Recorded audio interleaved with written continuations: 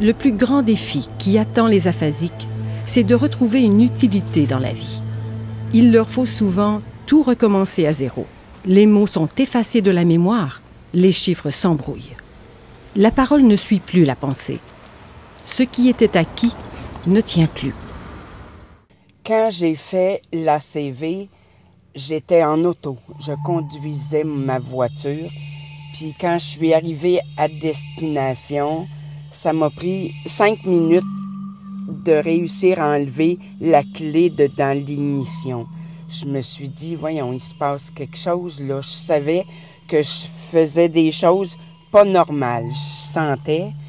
Puis j'étais toute seule, fait que je parlais pas toute seule, mais en descendant de l'auto, j'en avais plein les mains, là. C'était le 4 mars, c'était donc encore une période hivernale. Je suis débarquée de l'auto, j'avais mon sac à main, mon sac à souliers, j'apportais un lunch parce que je m'en allais souper chez une de mes sœurs en compagnie d'une autre de nos sœurs. Là, on est 3 filles dans la famille Michaud, alors on est proches, les 3 filles, on soupait ensemble. Puis quand je suis entrée dans la maison chez Céline, ma grande sœur chez qui je m'en allais, je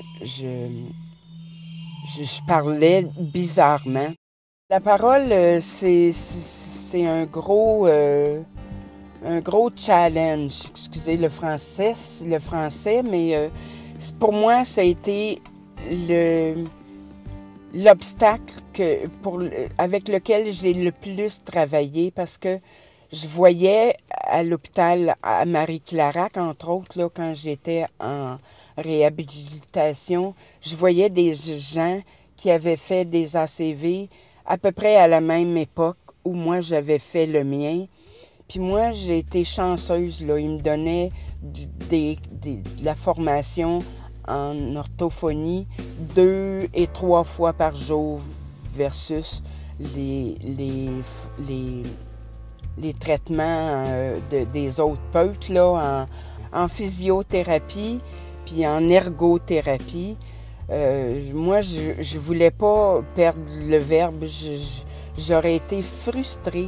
Ça aurait été un de mes gros obstacles de vie si j'avais pas été capable de dire ce que j'avais comme sentiment, autant dans la frustration que dans les moments de bonheur.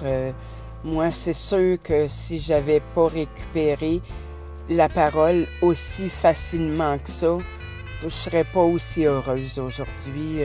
Ça m'a sauvé la vie. J'ai toujours 2 petits-fils qui sont les petits-fils les plus merveilleux de la Terre. Puis moi, je voulais tellement pas qu'ils me voient comme ça, qu'ils me voient amoindri. L'orgueil, hein? J'avais fait un ACV, mais j'avais pas perdu l'orgueil utile ou inutile que ça exige de vivre notre quotidien.